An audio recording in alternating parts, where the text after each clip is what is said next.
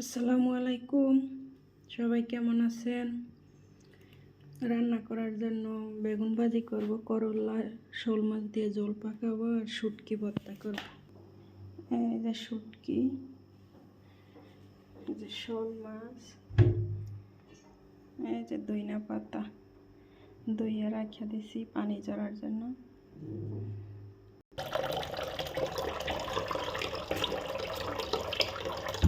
মাছগুলো ধোয়াই, দেখি করলা আলু কাইটে নিছি, দিয়ে বেগুন কুচাইয়া নিছি। বেগুন ভাজি করবো, করলা আলু শোল মাছ দিয়ে ঝোল পাকাবো, শুটকি ভর্তা। এদিকে শুটকি ভর্তা করার জন্য পেঁয়াজ রসুন কাঁচামরিচ কেটে নিয়েছি, মরিচ কেটে নিয়েছি, পেঁয়াজ কেটে নিয়েছি। মাছ দিয়ে দিচ্ছি ভাজি করার জন্য। এদিকে ভাত হয়ে যেতেছি, মাছ ভাজি করা শেষ। এদিকে কড়াই বসাই দিছি।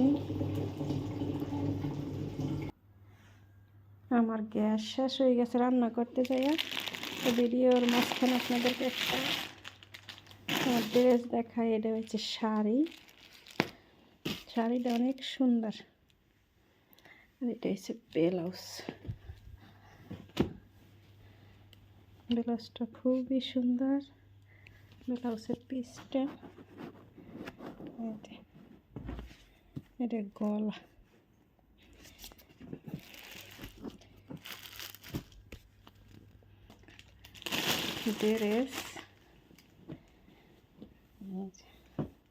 ড্রেসটা অনেক সুন্দর।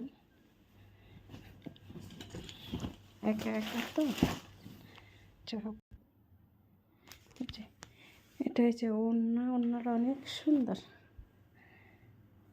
এটা হচ্ছে ওড়না, এটা হচ্ছে সেলোয়ার, সেলোয়ারের পার কাছে এরকম।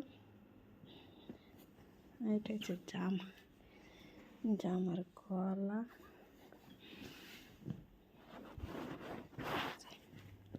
এটা হচ্ছে পায়ের কাছে।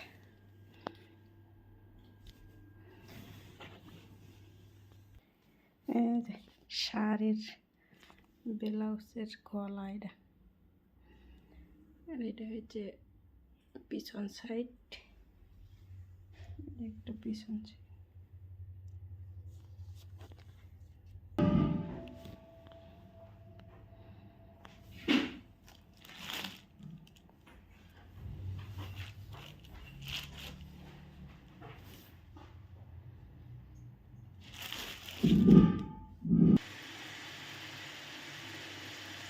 কাঁচামরিচ দিয়ে দিয়েছি তরকারির জন্য।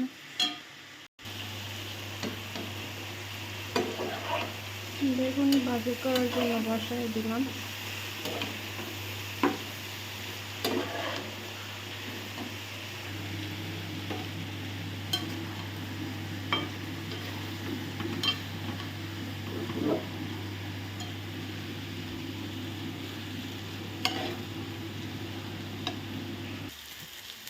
এদিকে আমার বেগুনটা ভাজি করা প্রায় শেষে। এদিকে জলের পানি দিয়ে মাছ দিয়ে দিচ্ছি। আমার বেগুন ভাজি শেষ। আমি যেভাবে শুটকি ভর্তা করে আপনাদের সাথে শেয়ার করলাম, পেঁয়াজ রসুন কাঁচামরিচ দিয়ে ভাজা এক্সট্রা ভাজা ভাজা করে রাইসে দিচ্ছি। ওদিকে ধইনা পাতা দিয়ে দিচ্ছি।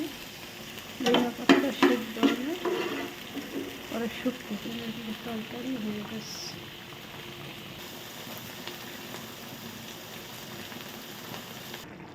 রান্না করা শেষ।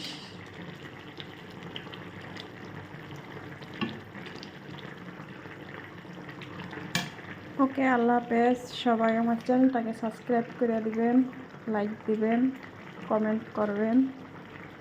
সবাই ভালো থাকেন। আল্লাহ হাফেজ।